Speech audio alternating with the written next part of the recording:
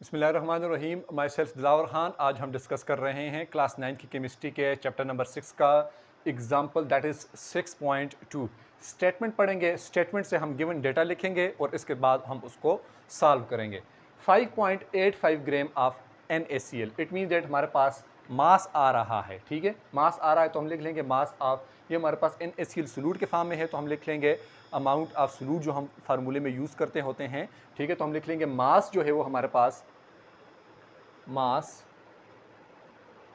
वो क्या है, वो 5.85 ग्राम आ रहा है। ठीक है, अब NaCl is dissolved in water so as to make 500 cubic metre solution. हमारे पास वॉल्यूम क्यूबिक सेंटीमीटर, ये हमारे पास वॉल्यूम होगा।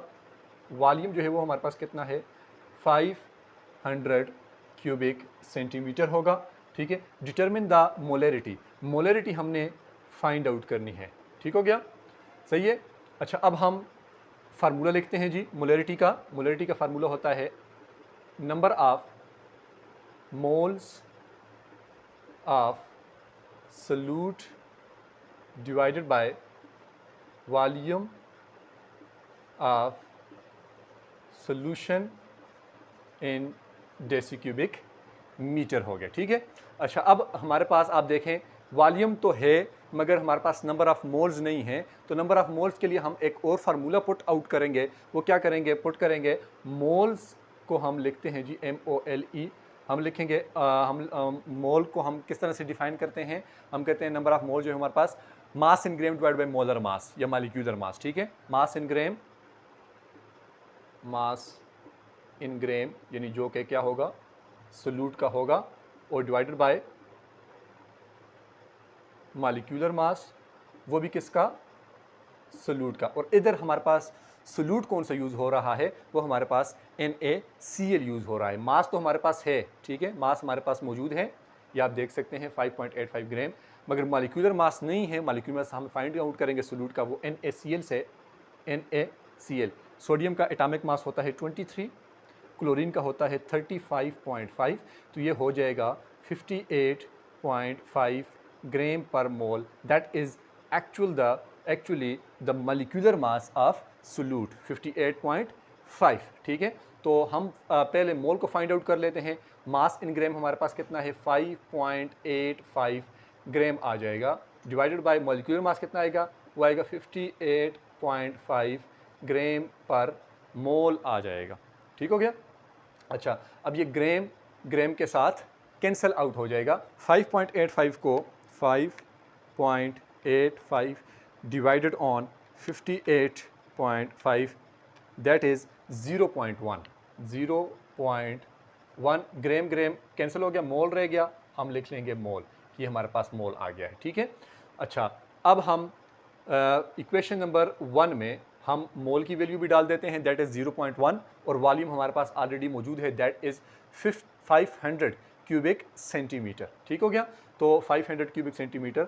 अब हमारे पास क्या होगा, हमारे पास molarity is equal to number of moles of solute divided by volume of solution in deci cubic metre. तो हमारे पास नंबर ऑफ मोल जो है वो कितने आ जाएंगे, वो आ जाएंगे दैट इज़ 0.1 मोल आ जाएगा। ठीक है, अब volume of solution deci cubic metre में हम फार्मूले में डिमांड करते हैं, मगर हमारे पास किस में है, क्यूबिक सेंटीमीटर में है। अच्छा, जब ये क्यूबिक सेंटीमीटर में है तो इसको अब हमने चेंज करना है डेसी क्यूबिक मीटर में।